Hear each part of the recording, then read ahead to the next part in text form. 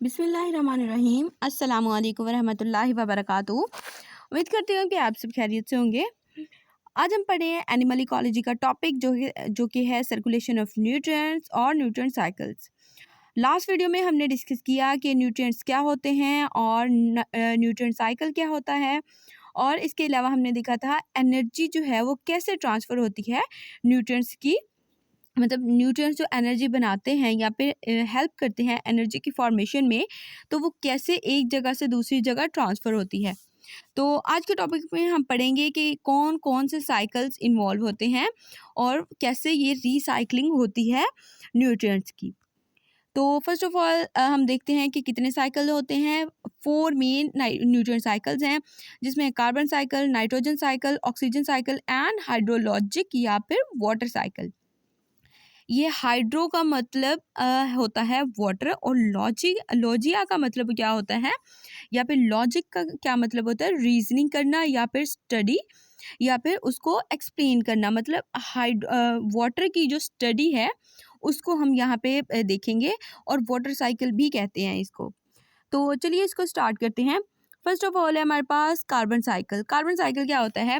Carbon cycle में basically जो carbon होती है वो ट्रांसफ़र होती है एक प्रोसेस के थ्रू। कार्बन जो है मेन कॉन्स्टिट्यूट है, मेन कंपोनेंट है लिविंग ऑर्गेनिजम्स का। जितने भी ऑर्गेनिक मैटर हैं या बायोमोलिक्यूल्स या फिर हमारे पास बायोमोलिक्यूल्स हैं, उन सब के पास क्या होती है? कार्बन होती है। ये सारे कार्बन कंटेनिंग कंपाउंड्स होते हैं। कार्बन में मेनली किस में प्रेजेंट होता है? मेनली ये जो कार्बन है प्रेजेंट होता है कार्बन डाइऑक्साइड में, मीथेन में। एटमॉस्फेयर में किस फॉर्म में होता है? कार्बन डाइऑक्साइड की फॉर्म में और मीथेन की फॉर्म में। अगर इसको हम देखें तो इसमें कंटिन्यूस एक एक्सचेंज हो रहा होता है कार्बन का एबायोटिक और बायोटिक कंपोनेंट्स के बीच में। मतलब जब फोटोसिंथेसिस का प्रोसेस होता है तब क्या होता है, तब कार्बन बायोटिक और एबायोटिक कंपोनेंट्स में चेंज हो रहा होता है, या फिर फोटोसिंथेसिस के प्रोसेस में या फिर रेस्पिरेशन के प्रोसेस में। फोटोसिंथेसिस के प्रोसेस में जैसे कार्बन डाइऑक्साइड बनती है और ग्लूकोज बनती है, सॉरी कार्बन डाइऑक्साइड को यूज़ करके जो ग्लूकोज बनती है हमारे पास, और वाटर रिलीज़ होता है जो वहाँ पे भी कार्बन जो है अपना इम्पोर्टेंट रोल प्ले करती है। इसके अलावा रेस्पिरेशन के प्रोसेस में भी जब लिविंग ऑर्गेनिज्म जो हैं बेसिकली एनिमल्स या फिर ह्यूमंस जो हैं ऑक्सीजन को इनहेल करते हैं और कार्बन डाइऑक्साइड को एक्सहेल करते हैं। वो जो कार्बन डाइऑक्साइड एक्सहेल करते हैं उसमें जो कार्बन की अमाउंट होती है वो किस में जाती है? वो भी एटमॉस्फेयर में जाती है। एटमॉस्फेरिक कार्बन डाइऑक्साइड जो है वो फिक्स करते हैं प्लांट्स उसको फोटोसिंथेसिस के प्रोसेस में, मतलब उसको यूज़ कर लेते हैं। जितने भी लिविंग ऑर्गेनिज्म हैं वो कार्बन डाइऑक्साइड को रिलीज़ करते हैं ड्यूरिंग रेस्पिरेशन। कार्बन डाइऑक्साइड जब रिलीज़ हो जाती है एटमॉस्फेयर में by burning of fossil fuels, तो इसमें क्या होता है? ऑटो एमिशंस होती हैं। ऑटो एमिशंस होती हैं इसकी मतलब ऑटोमेटिकली एमिट हो रही होती है कार्बन एटमॉस्फेयर के अंदर जब फॉसिल फ्यूल्स को बर्न किया जाता है। ऑर्गेनिक कार्बन जो है डेड और डिकेइंग ऑर्गेनिज्म से भी ली जाती है, और ये क्या होता है इसके अलावा वेस्ट प्रोडक्ट जो है जब रिलीज की जाती है एटमॉस्फेयर में आफ्टर डीकम्पोजिशन। जब भी किसी भी लिविंग ऑर्गेनिज्म की डीकम्पोजिशन होती है, वो डिकेइंग मैटर बन जाते हैं या फिर डिकेइंग ऑर्गेनिजम्स बन जाते हैं, तो वो एटमॉस्फेयर में किसकी फॉर्म में जाते हैं? ऑर्गेनिक कार्बन की फॉर्म में। तो ये था हमारे पास कॉन्सेप्ट कार्बन साइकिल का। बेसिकली क्या देखा हमने कि एटमॉस्फेयर में होती है carbon in the form of carbon dioxide and methane. फिर ये प्लांट्स इसको यूज़ कर लेते हैं by the process of photosynthesis, और फिर प्लांट से एनिमल्स ले लेते हैं थ्रू रेस्पिरेशन, और फिर एनिमल्स से सॉइल में जाती है। मतलब जब ये डिके हो जाते हैं एनिमल्स या फिर लिविंग ऑर्गेनिजम्स, तो वो सॉइल में जाते हैं। सॉइल में वो फॉसिल्स बनते हैं। फॉसिल से वो एटमॉस्फेयर में दोबारा से आ जाती है और एटमॉस्फेयर से ओशंस में चली जाती है। ये था बेसिकली हमारे पास कार्बन साइकिल, कि कार्बन साइकिल होता कैसे है। तो यहाँ पे भी डायग्राम में एक बार देख लीजिएगा, और इससे आपको ज़्यादा कॉन्सेप्ट्स क्लियर हो जाएंगे। नेक्स्ट है हमारे पास दूसरा साइकिल जो कि है nitrogen cycle. Nitrogen cycle basically क्या होता है? इसमें नाइट्रोजन की ट्रांसफ़र होती है या फिर कन्वेयन होती है। नाइट्रोजन साइकिल जो है वो बहुत ही इम्पोर्टेंट कंपोनेंट है लाइफ का, जैसे कि ऑक्सीजन है, सॉरी, कार्बन है, उसी तरह नाइट्रोजन भी है। नाइट्रोजन को भी डायरेक्टली यूटिलाइज नहीं कर सकते ऑर्गेनिजम्स, तो ये दूसरी फॉर्म्स में कन्वर्ट होती है, उसके बाद इसको यूज़ किया जाता है। नाइट्रोजन के लिए एक प्रोसेस होता है, मतलब कुछ बेसिकली 4 स्टेप्स होते हैं। इसमें नाइट्रोजन फिक्सेशन होती है, नाइट्रिफिकेशन होती है, एसिमिलेशन होती है, ammonification and denitrification. Sorry, 5 basic steps होते हैं इसके। इसको अगर हम देखें, नाइट्रोजन फिक्सेशन से स्टार्ट करें। By the process of nitrogen fixation, इसको नाइट्रोजन फिक्सिंग बैक्टीरिया होते हैं जो कि एटमॉस्फेरिक नाइट्रोजन को फिक्स करते हैं, मतलब वहाँ से उसको लेते हैं और फिर अमोनिया में या फिर नाइट्रीफाइंग बैक्टीरिया जो है उसको कन्वर्ट कर देता है अमोनिया से नाइट्रेट के अंदर। ठीक है, एटमॉस्फेरिक नाइट्रोजन जो है उसको लिया किसने, नाइट्रीफाइंग बैक्टीरिया ने, और इसको कन्वर्ट कर दिया अमोनिया में या फिर नाइट्रेट में। फिर ये क्या होगा, इसको प्लांट्स ले लेंगे और एटमॉस्फेरिक नाइट्रोजन को कन्वर्ट करेंगे नाइट्रेट्स में, बाय डायरेक्टली करेंगे बाय लाइटनिंग, और इसको एजिमिलेट कर लेंगे प्लांट्स।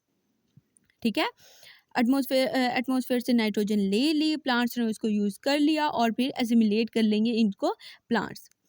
नेक्स्ट है हमारे पास डीकम्पोजर जो होते हैं, ये इसको ब्रेक डाउन कर लेते हैं प्रोटीन्स को और अमाइनो एसिड्स को।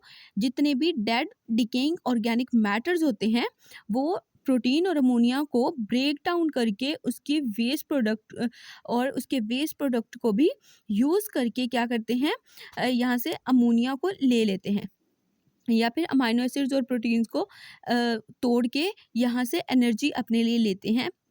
उसके बाद का प्रोसेस है कि डीनाइट्रीफाइंग बैक्टीरिया क्या करते हैं, अमोनिया और नाइट्रेट्स को नाइट्रोजन या फिर नाइट्रस ऑक्साइड में कन्वर्ट करते हैं डीनाइट्रिफिकेशन का प्रोसेस यूज करके। इस तरह से क्या होता है, नाइट्रोजन रिलीज हो जाती है बैक इनटू एटमॉस्फेयर। मतलब फर्स्ट ऑफ ऑल इसका ओवरव्यू ले लेते हैं हम। फर्स्ट ऑफ ऑल क्या करना है, नाइट्रोजन फिक्सेशन होती है, एटमॉस्फेरिक नाइट्रोजन को लिया, ठीक है, उसको नाइट्रेट में कन्वर्ट करते हैं या फिर अमोनिया में कन्वर्ट करते हैं। फिर उसकी नाइट्रिफिकेशन होती है, नाइट्रिफिकेशन में जो है इसको अमोनिया में कन्वर्ट किया जाता है। जैसे कि पहले हमने किस में कन्वर्ट किया था, नाइट्रेट में, नेक्स्ट में हम कन्वर्ट करेंगे नाइट्राइट या फिर अमोनिया में। फिर इसकी अमोनिफिकेशन होगी, इसको इनकारपोरेट करेंगे बायोलॉजिकल टिश्यूज़ के अंदर, किसको, NH3 यानी अमोनिया को और अमोनियम आयन को। नेक्स्ट है इसकी अमोनिफिकेशन, सॉरी, एजिमिलेशन के बाद अमोनिफिकेशन। यहाँ पे ना थोड़ा मिसप्लेस हो गया, एजिमिलेशन में है कि इनकारपोरेट करेंगे अमोनिया को या फिर अमोनियम आइंस को बायोलॉजिकल टिश्यूज़ के अंदर।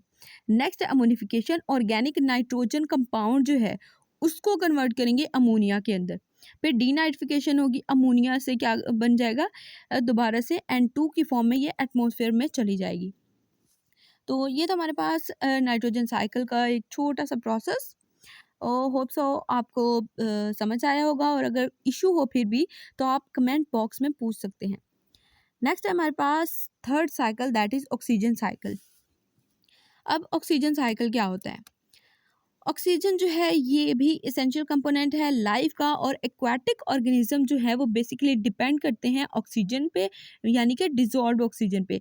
वैसे तो लिविंग ऑर्गेनिज्म चाहे वो एक्वाटिक हो, इन्वायरमेंटल हो, या फिर टेरेस्ट्रियल हो, या फिर किसी भी इन्वायरमेंट में रह रहे हों, तो ऑक्सीजन उनको मस्ट चाहिए होती है।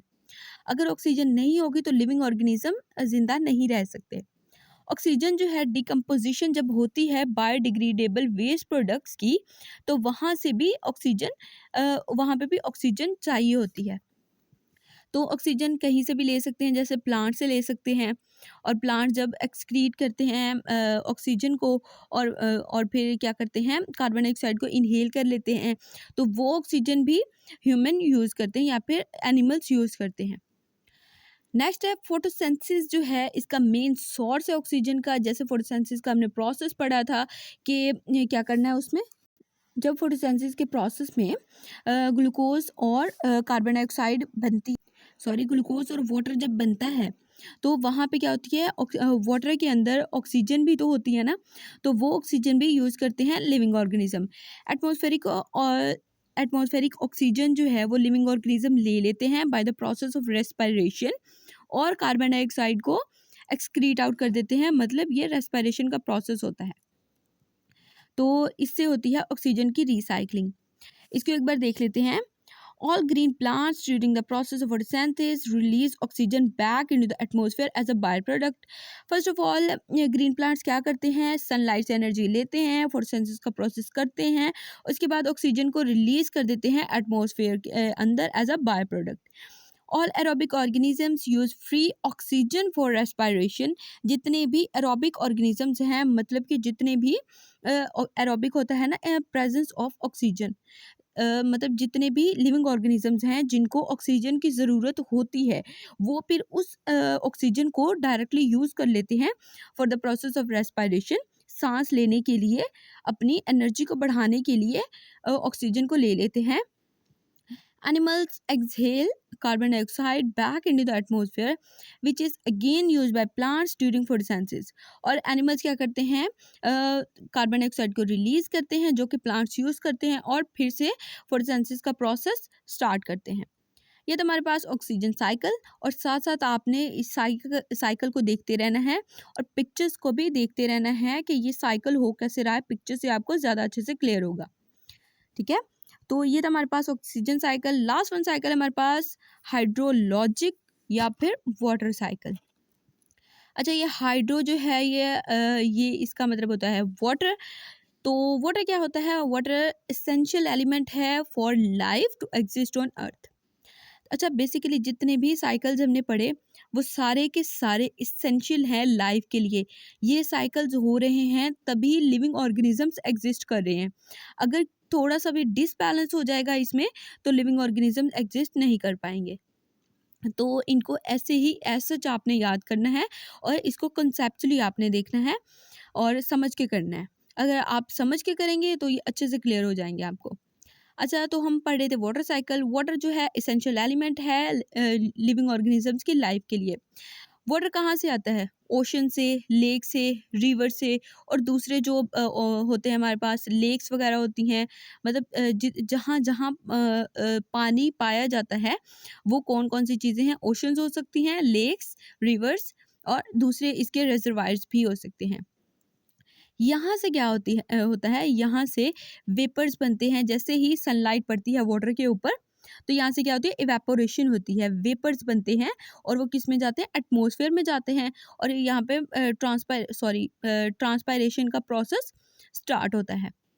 और ये जो लिविंग ऑर्गेनिजम्स में जो प्लांट्स हैं हमारे पास, वो क्या करते हैं, ट्रांसपायरेशन के प्रोसेस के थ्रू इस इवेपोरेशन में, जैसे ये वेपर्स बन के ऊपर उड़ते हैं, मतलब पानी जो है वेपर्स की फॉर्म में जब ऊपर जाता है तो ये एटमॉस्फेयर में जाता है। वहाँ से जो प्लांट्स है वो यूज़ करते हैं इसको। वाटर जब वेपर्स की फॉर्म में जाता है तो वो कंडेंस्ड होता है, और फिर प्रेसिपिटेशन होती है, मतलब कंडेंसेशन होती है ना, तो उसके नतीजे में क्या होता है, मतलब जैसे बादल बनते हैं, ठीक है, फिर प्रेसिपिटेशन होती है, और प्रेसिपिटेशन जब होती है उसके नतीजे में क्या होती है, बारिश होती है। जब बारिश होगी तो ऑटोमेटिकली जो ऊपर गया था पानी वो फिर से वापस आ जाएगा, फिर से उन्हीं ओशंस, लेक्स और रिवर्स वगैरह में फिर से वापस आ जाएगा। फिर ये जो ग्राउंड वाटर है वो फिर से आ जाएगा, मतलब एक ग्राउंड सरफेस से वाटर गया था ऊपर, फिर क्या हुआ, उससे इवेपोरेशन हुई, उसकी कंडेंसेशन हुई, उसकी प्रेसिपिटेशन हुई, फिर वो वेपर्स की फॉर्म में ऊपर जैसे गया था, फिर वहाँ पे कंडेंस हुआ, फिर बादल बने, प्रेसिपिटेशन हुई, बारिश हुई, फिर वो दोबारा से आ गया ओशंस, रिवर्स या फिर लेक्स के अंदर। तो ये था वाटर साइकिल के वाटर कहाँ कहाँ से जाता है और कैसे कैसे जाता है।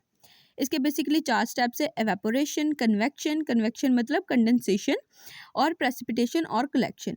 ये बेसिकली 4 स्टेप्स है इसके। नेक्स्ट हमारे पास importance of nutrient cycle. Importance क्या है न्यूट्रिएंट साइकिल की?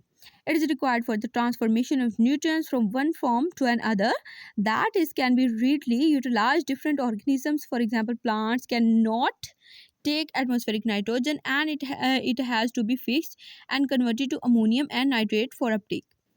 बेसिकली ये जो रिक्वायरमेंट है न्यूट्रिएंट्स की, ये एक जगह से दूसरी जगह इसका ट्रांसफ़र होना, ये सारे के सारे लिविंग ऑर्गेनिजम्स के लिए बहुत ही ज़्यादा क्रूशियल है, बहुत ज़्यादा इम्पॉर्टेंट है। अगर ये न्यूट्रिएंट साइकिल नहीं होंगे तो लिविंग ऑर्गेनिजम्स एग्जिस्ट नहीं कर सकते। तो ये बहुत इंपॉर्टेंट रोल प्ले करता है प्लांट्स और एनिमल्स दोनों की लाइफ में। ये जो ट्रांसफ़र होते हैं न्यूट्रिएंट्स एक जगह से दूसरी जगह यूटिलाइजेशन होती है, जैसे कि अगर एयर और सॉइल और वाटर है, यहाँ पे जो न्यूट्रिएंट साइकिल्स हैं ये इकोसिस्टम के अंदर एक है, ये एक इक्विलिब्रियम क्रिएट कर रहे हैं। अगर ये नहीं होंगे तो इक्विलिब्रियम क्रिएट नहीं होगा और डिसबैलेंस हो जाएगा। ये न्यूट्रिएंट्स अगर स्टोर ही होते रहेंगे सिर्फ, अगर इनका अपटेक नहीं किया जाएगा तो फर्दर क्या होगा, ये न्यूट्रिएंट साइक्लिंग नहीं होगी और लिविंग ऑर्गेनिज्म जो है इंटरेक्ट भी नहीं कर सकेंगे अपने एबायोटिक कंपोनेंट्स के साथ, अपनी सराउंडिंग के साथ। नेक्स्ट है ये जो हमारे पास न्यूट्रिएंट्स हैं या फिर न्यूट्रिएंट साइकिल है जिसमें ट्रांसफॉर्मेशन हो रही है न्यूट्रिएंट्स की एक जगह से दूसरी जगह, ये यूटिलाइज करते हैं डिफरेंट ऑर्गेनिजम्स और ये ऑर्गेनिजम्स यूज़ करते हैं तो उनका सर्वाइवल भी होता है और इन्वायरमेंट के अंदर भी एक बैलेंस क्रिएट रहता है, एक इक्विलिब्रियम क्रिएट रहता है, जिसकी वजह से ये ज़्यादा चीज़ें नहीं होती, ना ही ये चीज़ें कम होती हैं, एक बैलेंस में रहती हैं। तो इसको एक बैलेंस में रखना बहुत ज़रूरी है, तभी जो लिविंग ऑर्गेनिज़म्स हैं वो एग्ज़िस्ट कर सकते हैं। ये जो न्यूट्रिएंट्स एक जगह से दूसरी जगह ट्रांसफ़र हो रहे हैं या फिर यूटिलाइज़ेशन हो रही है, तो ये न्यूट्रिएंट साइकिल जो है इसको इकोसिस्टम को इक्विलिब्रियम में रख रहा है और न्यूट्रिएंट जो है वो फर्दर स्टोर हो रहे हैं और आई थिंक ये दोबारा वही वाली चीज़ बता रहे हैं जो इन्होंने पहले बताई हुई है कि लिविंग ऑर्गेनिज्म इंटरेक्ट कर सकते हैं और बैलेंस रह सकता है। मतलब एक ही चीज़ बताई हुई है कि न्यूट्रिएंट्स को यूज़ करना है, ठीक है? और अगर रिसाइक्लिंग होगी तभी हर चीज़ बैलेंस रहेगी और तीसरी चीज़ के इक्विलिब्रियम में रहेगी। चौथी चीज़ के इन्वायरमेंट का जो इक्विलिब्रियम है वो बरकरार रहेगा और उसके साथ-साथ लिविंग ऑर्गेनिजम्स भी एग्ज़िस्ट कर पाएँगे। मतलब उनकी लाइफ एग्जिस्ट कर पाएगी न्यूट्रिएंट साइकिल के थ्रू। तो ये थी हमारे पास इम्पोर्टेंस और इम्पोर्टेंस के साथ साथ सॉरी ये थी हमारे पास इम्पोर्टेंस और जिस भी चीज़ के एडवांटेजेस होते हैं उसके कुछ ना कुछ डिसएडवांटेजेस भी होते हैं। तो न्यूट्रिएंट साइकिल के भी कुछ डिसएडवांटेजेस हैं। जैसे इंडस्ट्रियल नाइट्रोजन हमने क्या की फिक्सेशन कर ली उसकी ना, नाइट्रोजन साइकिल जो था वो इम्बैलेंस हो जाएगा अगर देखें इंडस्ट्रियल नाइट्रोजन फिक्सेशन की हमने, वो क्या करेगा नाइट्रोजन साइकिल जो है अगर डिसबैलेंस हो जाएगा तो इससे क्या होगा कि सिस्टम जो है इन्वायरमेंट का वो भी डिसबैलेंस हो जाएगा। अब देखें सारी ऑक्सीजन अगर प्लांट्स ले लेंगे और फोटोसिंथेसिस का प्रोसेस करते जाएंगे, ठीक है, अगर उनको यूज़ ना किया जाए बाय एनिमल्स तो ये बैलेंस नहीं रहेगा और इम्बैलेंस हो जाएगा। नेक्स्ट है the consequences of this imbalance can be devastating. ये जो कॉन्सिक्वेंसेज हैं इम्बैलेंस के, ये डिस्टर्बेंस क्रिएट कर सकते हैं, डिस्ट्रॉय कर सकते हैं हर चीज़ को, तो इसके कॉन्सिक्वेंसेज ये हो सकते हैं। Next nitrogen cycle imbalances can lead to serious problem such as acid rain. अगर नाइट्रोजन साइकिल का डिसबैलेंस होगा तो इससे क्या होगा कि एसिड रेन क्रिएट होगी। एसिड रेन में क्या होंगे, केमिकल्स होंगे। मतलब अगर ये साइकिल नहीं हो रहा तो जो भी पॉल्यूटेंट्स हैं या फिर पोल्यूशन है वो एटमॉस्फेयर के अंदर जाएगी और वो एटमॉस्फेयर पोल्यूट हो जाएगी और फिर वो पोल्यूशन रेन की फॉर्म में नीचे आएगी। मतलब जैसे ही बारिश होगी वो इन्वायरमेंट में मिक्स हो चुकी होगी और उसका नतीजा क्या होगा, एसिड रेन होगी। This problem can wreak havoc on both terrestrial and aquatic life. जब एसिड रेन होगी तो ये एक्वाटिक लाइफ के लिए भी अच्छी नहीं है और टेरेस्ट्रियल लाइफ के लिए भी अच्छी नहीं है। तो इन न्यूट्रिएंट्स का बैलेंस होना बहुत ज़रूरी है। जैसे ही इनका बैलेंस बिगड़ता है तो ये सारा प्रोसेस जो है वो डिसबैलेंस हो जाता है, इक्विलिब्रियम क्रिएट नहीं रहता। तो ये थे हमारे पास कुछ डिसएडवांटेजेस न्यूट्रिएंट साइकिल के और ये था हमारा आज का टॉपिक। होप सो आपको कॉन्सेप्ट्स क्लियर हुए होंगे और अगर आपको कहीं पे कोई भी इशू हो लेक्चर में तो आप कमेंट बॉक्स में प्लीज़ पूछ लीजिएगा और दुआ में याद रखिएगा। अल्लाह हाफिज़।